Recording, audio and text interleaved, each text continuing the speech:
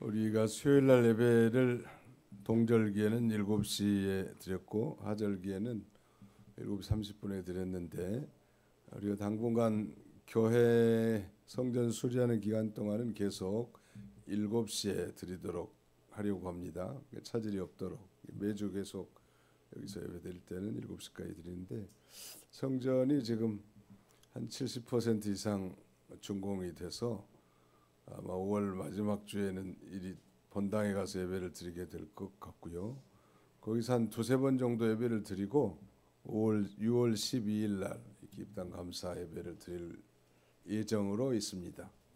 지금까지는 여러분들이 기도 많이 해주시고 특별히 권사에서 기도를 많이 해주셔서 하나님 은혜 가운데 큰 사고 없이 민원에 휘말리지 않고 이렇게 잘 진행되게 됨을 감사드리고 여러분들도 한번 보셨지만 아무튼 뭔가 좀 새로워지는 모습들을 보면서 우리 정말 신앙생활에 정말 새로움이 좀 있으면 좋겠구나 기대가 되고 날마다 그런 걸 우리가 좀 교훈 받을 수 있을 것 같습니다.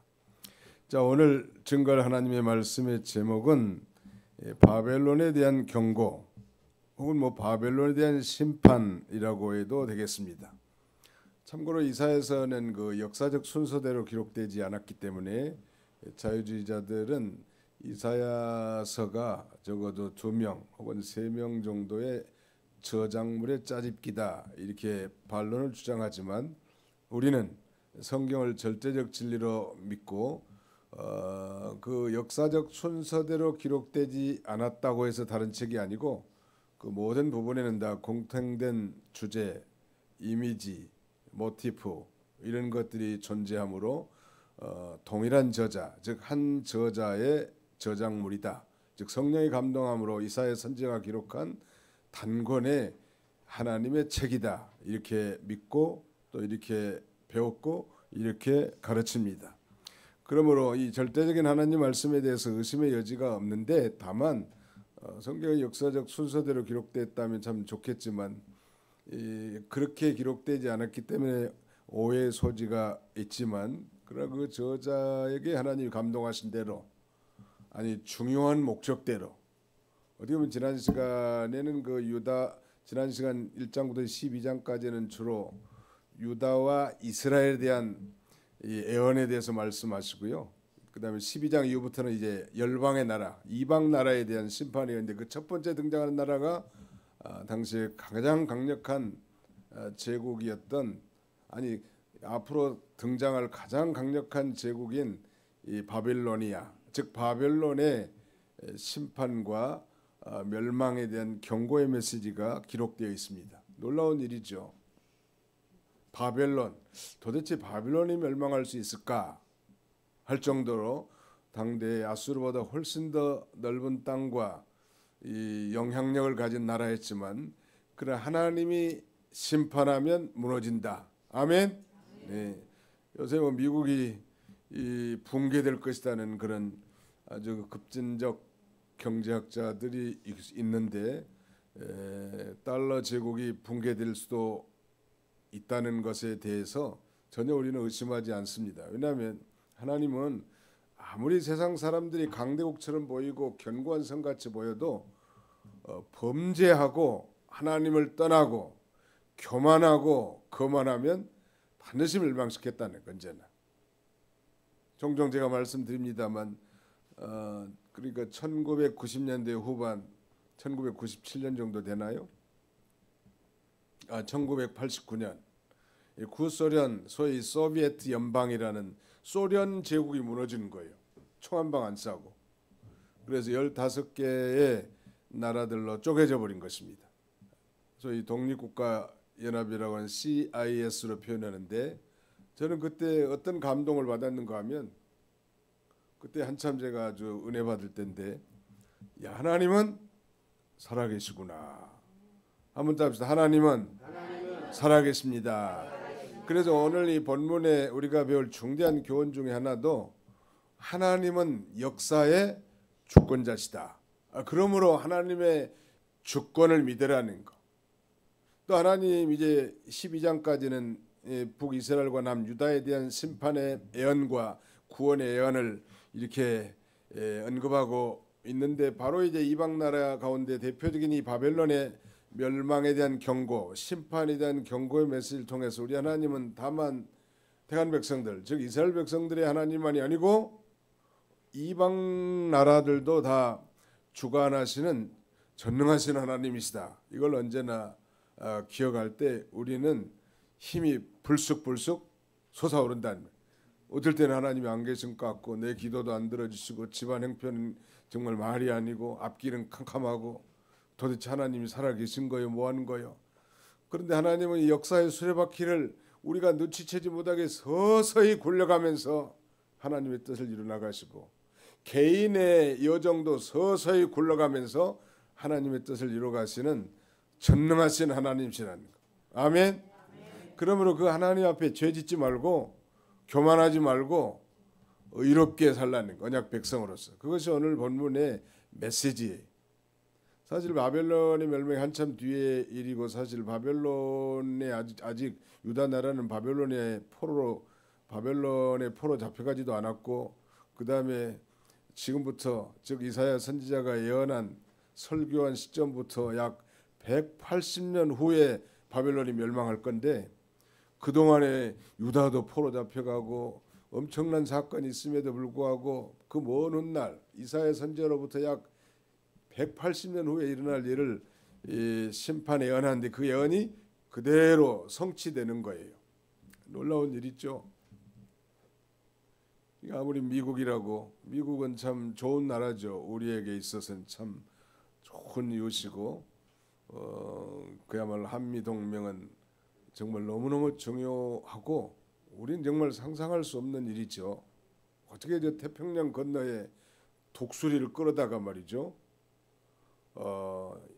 16개 나라를 뭉치게 해가지고 저 공산주의를 물리치고, 그 다음에 연합사령관으로서 연합국 수장으로서 이 메가더를 통해서 이제 말하자면 일본 히로시마 나카사키에 원자탄을 던져서 2차 대전을 종료시킴으로 우리가 해방되고, 또 저 태평양 건너 독수리를 통해서 그 위대한 생명의 복음을 우리가 받게 됐고, 우리는 정말 미국에 대해서 감사해야 돼요. 그런다 할지라도 미국이 많이 교만하고 하나님 앞에 범죄하고 하나님의 뜻을 어기고 돌아가면 하나님은 여지없이 심판하신다는 거. 지난 시간에 우리 하나님께서는 유다 백성들 이스라엘이 범죄하니까 저 아수르라는 북방의 강한 세력, 즉 바벨론 세력이 등장하기 이전의 대제국 아수르를 하나님이 심판의 몽둥이로 사용하셔서 이스라엘을 멸망시키고 북이스라엘도 몽둥이로 두 줄게 폈는데, 그 아수르가 몽둥이 역할만 제대로 해야 되는데 자기가 하나님인 양, 자기가 대단한 것인 양 교만하다가 아수르도 멸망당하는 거예요. 바벨론도 마찬가지. 이 강대국의 흥망성쇠를 보면 대개 다 하나님을 거역하고 교만하고 타락했을 때 다 망합니다.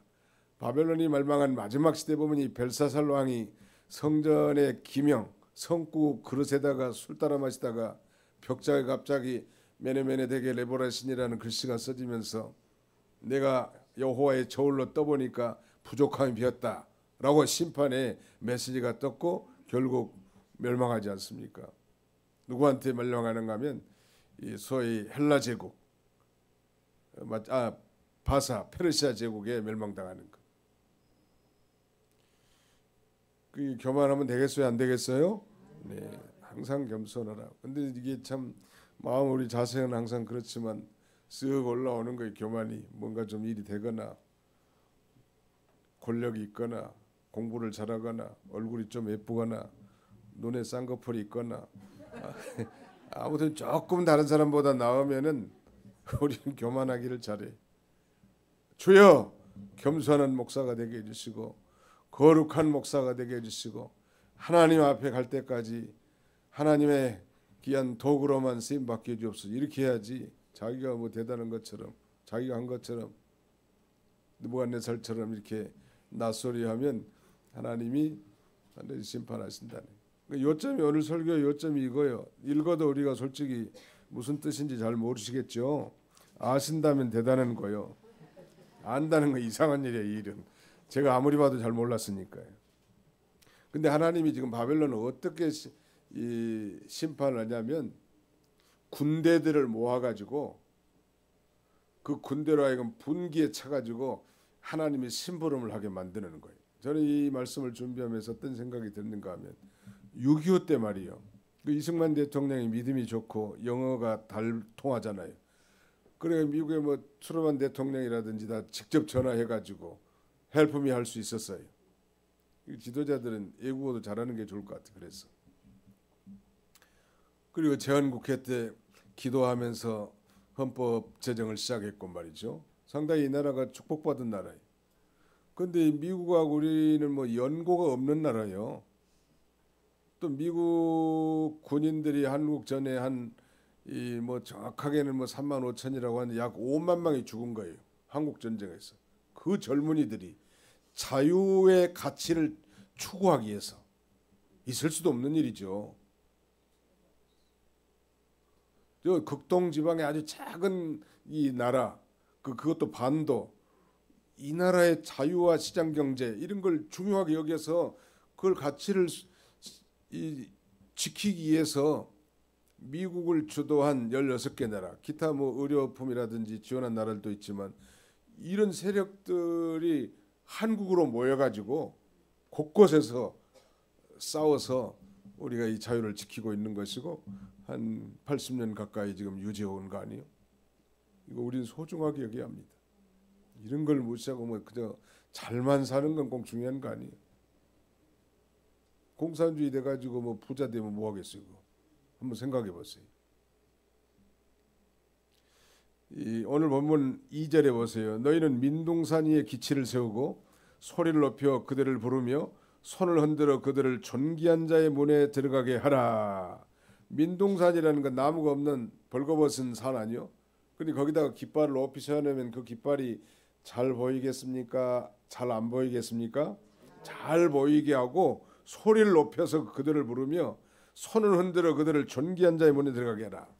3중 표현을 내놨습니다. 기치를 세우고 소리를 높이고 손을 흔들어서 모으는 거예요. 군대를.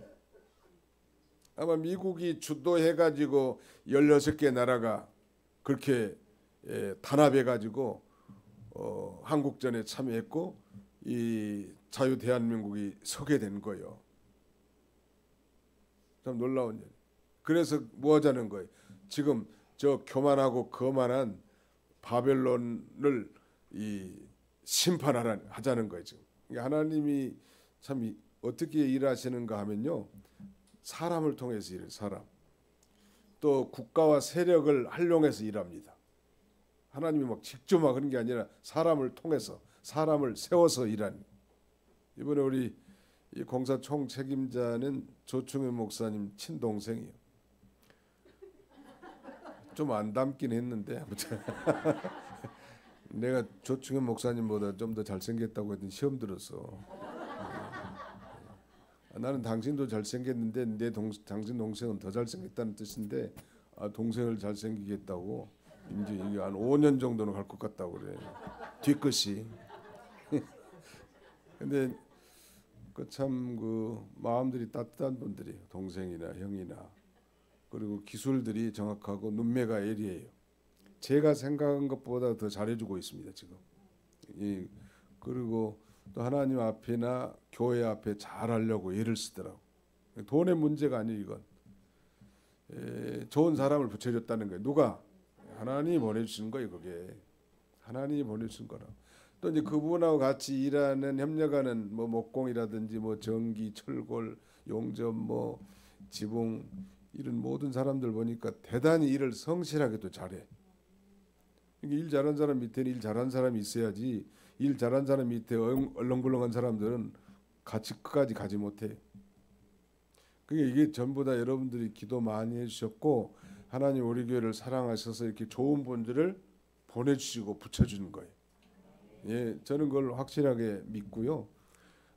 지금까지 모든 역사가 그렇게 해온 거예요. 하나님은 사람을 통해서 일을 하고 하나님께서는 이런 세력이나 국가들을 통해서 일을 하는 겁니다.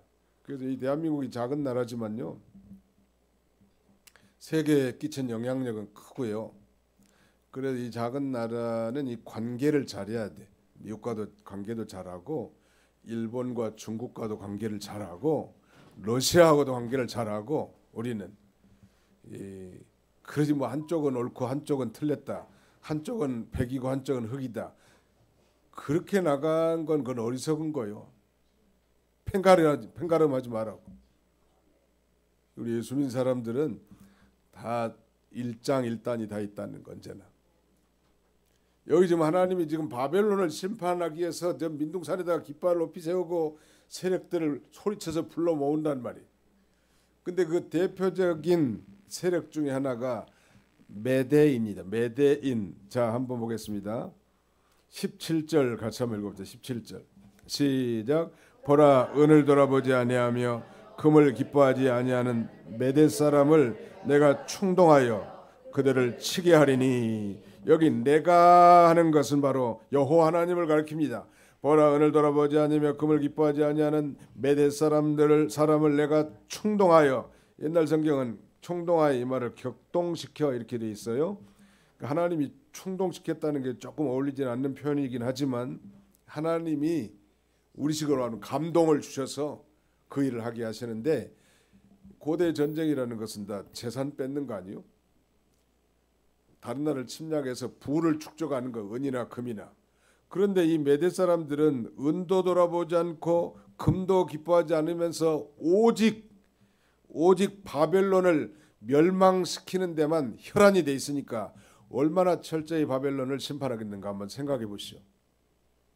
보통 전쟁, 고대 전쟁은 다 그런 거이다. 물질을 빼앗기 위한 거고 잘 살기 위한 그러고, 그리고 이제 뭐 전쟁 너 줄래 안 줄래 안 주면 쳐들어가는 거고, 조공 바치고 종살이하면 살려주고, 그런 게 고대 전쟁인데 메대 사람들은 세력도 약하면서도 그런 게 관심 없고 왜 이 바벨론 멸망시키는데 이렇게 앞장섰는가.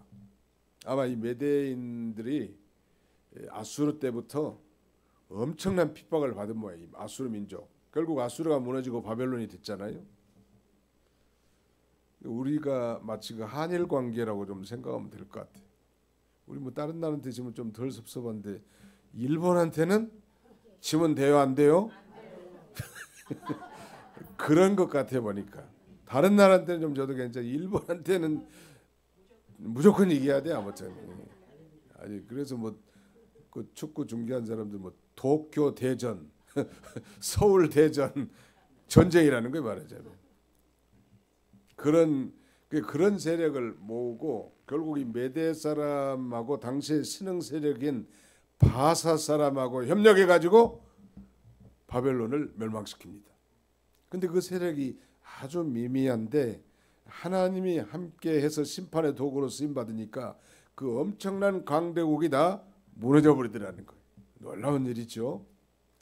근데 결국은 그 나라는 바사, 지금으로 말하면 페르시아고, 이 페르시아는 오늘날 이란을 가리킵니다. 그래서 바벨론 제국이 무너지고 페르시아 제국이 들어선 거예요. 아마 그때 당시에 이 키리스라고 하는 고레스 왕이 상당한 리더십이 있었는지 잘은 잘 모르겠지만 어떻게 메대가 공략했는데 결국은 신흥 세력 파사하고 결합했는데 메대 제국이 아니라 파사 제국, 즉 페르시아 제국이 됐단 말이에요. 그리고 결국 이 바벨론 나라는 역사에서 완전히 사라집니다. 땅이 얼마나 비참하게 됐는지 보세요. 20절부터 마지막 절까지 한번 같이 읽어봅시다. 시작.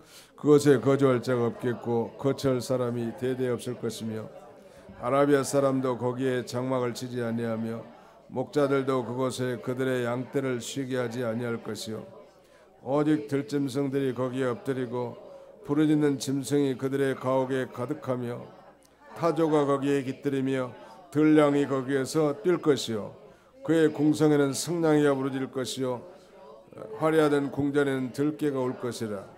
그의 때가 가까우며 그의 날이 오래지 아니하리라. 바벨론에 멸망당할 때가 가깝고 심판받을 날이 가까워졌다는 것인데 그때가 되면 그야말로 황량한 성이 된다는 거예요. 바벨론 그 화려한 말하자면 바벨론 제국이 그야말로 승냥이의 놀이터가 되고 들깨의 놀이터가 될 만큼 황폐하게 될 것을 가리킵니다. 이 대한민국이 참 우리도 그 뭘 썼는데 소재가 바깥에 저 대리석이 이름이 써니 스톤이라고 합니다. 써니 빛나는 돌, 써니 스톤. 원래 어디서 나오는 거냐면 이게 이집트에서 나오는 거예요. 그래서 아마 중국에서 1차 가공을 해서 우리나라로 이제 수입이 되는 거예요. 우리나라 돌 같으면 이 포천석 같은 경우는 비싸서 못 써요. 수입석이니까. 우리나라가 이제 강대국이 되다 보니까 전 세계 좋은 재료는 다 갖다 쓰는 거예요. 싸게 값싸게 하죠. 근데 그게 대한민국 서울특별시 도봉구 도봉로 59번지에까지 와가지고 성전을 두르는 옷을 입혀놨단 말이에요.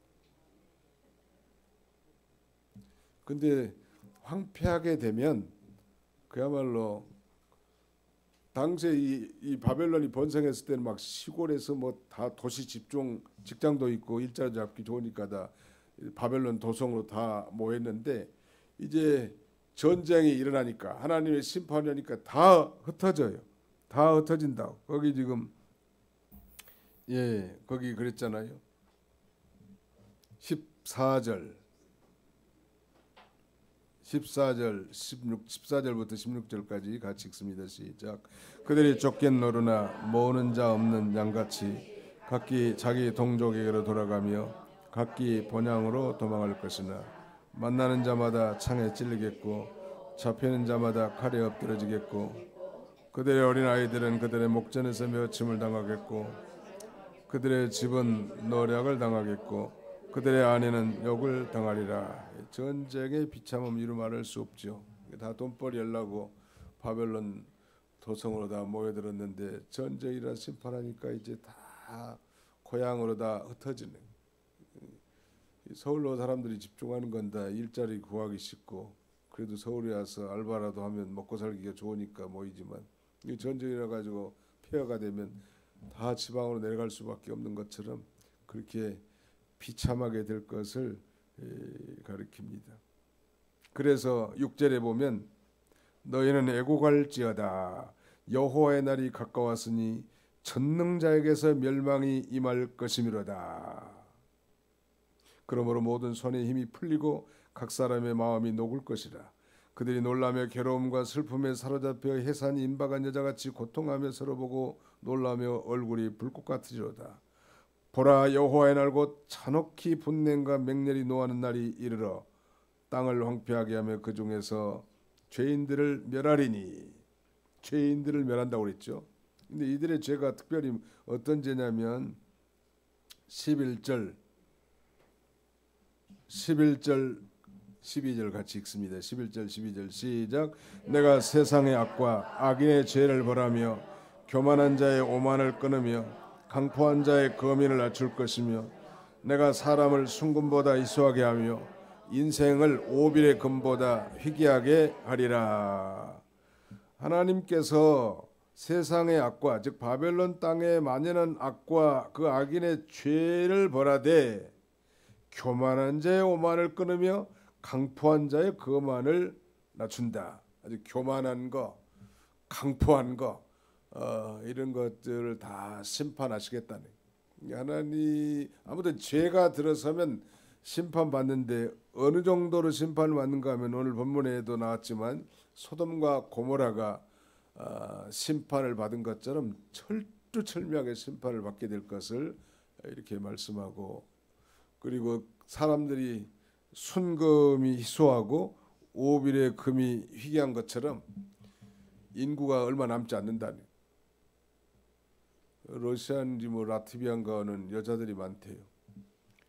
러시아는 뭐 전쟁을 많이 하니까 남자들이 많이 젊은이들이 한 20만 명이 죽었다는 거 아니에요. 전쟁에서 20만 명.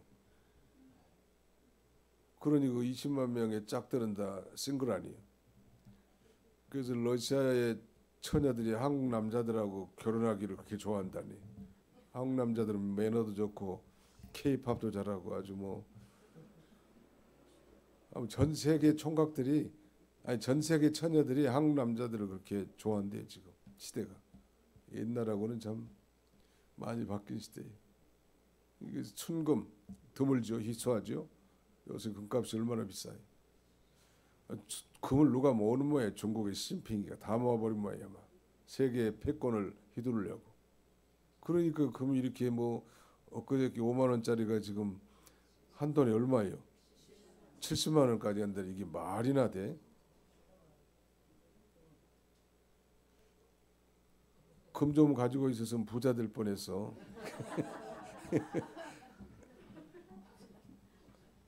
근데 그것도 순금이니까 얼마나 희소해. 그다음에 오빌이라고 하는 저기 정확히 어딘지는 모르지만 오빌에서 난 금은 엄청나게 귀한 금이에요. 아주 희귀한 금, 최고의 극상품인 금이에요. 그렇게 사람이 희소하고 희귀하게 될 정도로 철저한 전쟁으로 말미암은 인류 바벨론의 시민들이 다 죽게 될 것을 가리킵니다. 하나님의 심판은 참 무섭죠. 어떻게 보면 정말 사랑의 하나님이 너무 무자비하시고 정말 긍휼이 없으심 같이 느껴질 때가 있어요. 우리 믿는 사람들이 보는 관점에서. 그런 하나님의 이 진멸이라고 하는 신학 사상에서 우리가 충분히 이해할 수 있는데요. 우리가 말하자면 아무리 사람이 많아도 예수 믿는 사람은 천국이고 예수 믿지 않는 사람은 심판, 다 지옥 아니요? 그 원리와 마찬가지. 오늘 본문을 통해서 우리가 배울 중요한 교훈은 역사의 주관자는 누구시다? 그래서 우리가 하나님의 주권을 철저하게 믿고 나가고요. 바로 역사는 우리 하나님이 주관하시는데 뭐 역사하니까 좀 추상적으로 들릴지 모르지만 이 개인의 생사화복, 우리 인생의 여정도 하나님이 다스리시고 주장하신다는 것을 믿고 그 하나님을 철저하게 신뢰하고 그 하나님 앞에 죄짓지 말고 진실하고 거룩하고 어렵게만 산다면 하나님은 아마 성경에 약속된 대로 세계 민족 가운데 모든 민족 가운데 뛰어난 민족으로 아주 스페셜 피플, 아주 특별한 백성으로 세워질 것입니다. 이건 뭐 제가 약속한 게 하나님이 약속한 거예요. 성경에 약속된 거라. 또 그대로만 살면 우리는 최고의 행복한 삶을 구가할 수 있고요. 이런 신실한 언약 백성으로 살아가는 그런 저와 여러분들이 다 되시기를 주님의 이름으로 축원합니다. 기도합시다. 기도하겠습니다. 살아계신 우리 아버지 하나님 감사합니다.